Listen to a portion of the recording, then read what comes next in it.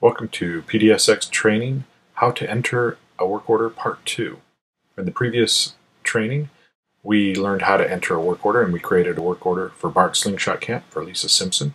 It was for 100 marble catalogs.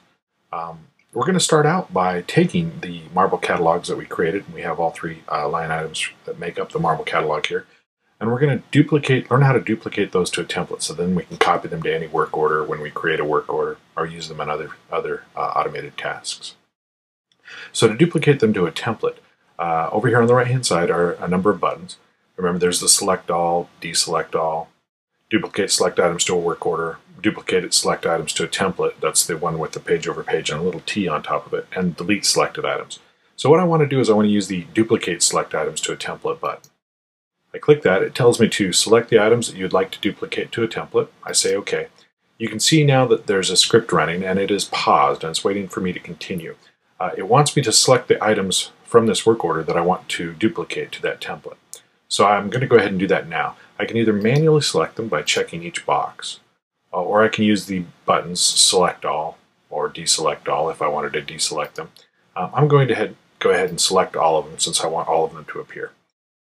Once I've chose the ones that I want, I can go ahead and then hit the continue button and it'll proceed to copy them to the template.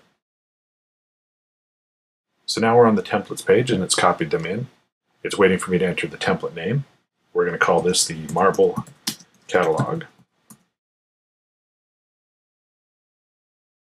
And now you can see we have a job overview section that it copied over exactly from that work order.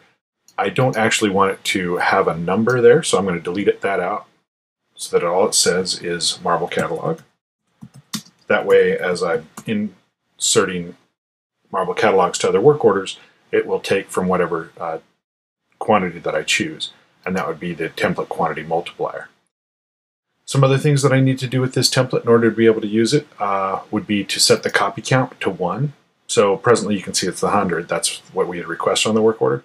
But realistically, whenever they order, they're going to order it as a book, and so we're going to set those all to 1. That way, if they order 100 of them, the request would be for 100. It's going to then use the copies times multiplier and multiply out the number of copies that we want to end up with. You could, if this were, say, sets that were requested and they were 100 to a set, and if they ordered a quantity 1, it was 100 of the set, you could set the number of copies to whatever you wanted it to be, and it would act in that fashion. But since this is a book, we want to set them all to 1. You can put in a template description if you'd like. I'm not going to bother with this one, but do know that it's available there.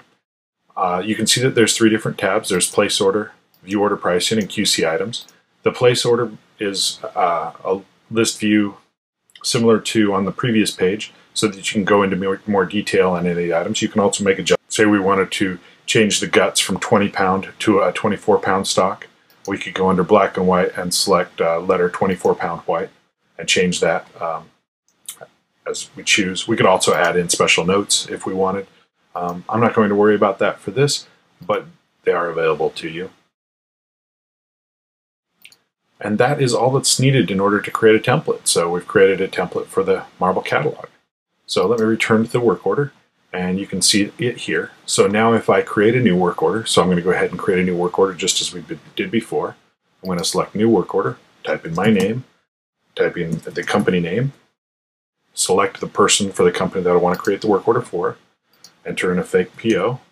I'll create the project. We'll call this Spring Training as well, and we'll do marble catalog there as well. We do not need to see a proof on this because copying it to a template, we would assume that the proof was already approved. So we'll say proof approval on file. And then the stage will say that it's due to the customer. They say they need it tomorrow at 4 p.m. And the transport's going to be PDS delivery, and it's going to deliver directly to the warehouse. So this is sort of a theoretical reorder of the marble catalog that we had already entered. So now, in order to add the marble catalog, we just select the templates. You can see that there is a number of templates in here. The first one on the list is marble catalog, and that's the one that we want. If we click on the blue here, we can go and look at the marble catalog. We could change the quantity here, and then use the duplicate items to work order. But I actually like, there's actually a fast button here. I actually like this one better because it doesn't take me anywhere else. I just hit the little blue button.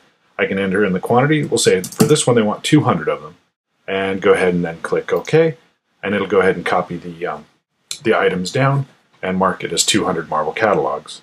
And you can see each of our line items is listed now below. It also adds it to the packing slip, so you can see Marvel catalog has been added to the packing slip. And that is how easy it is to create a work order once you've already got a template created.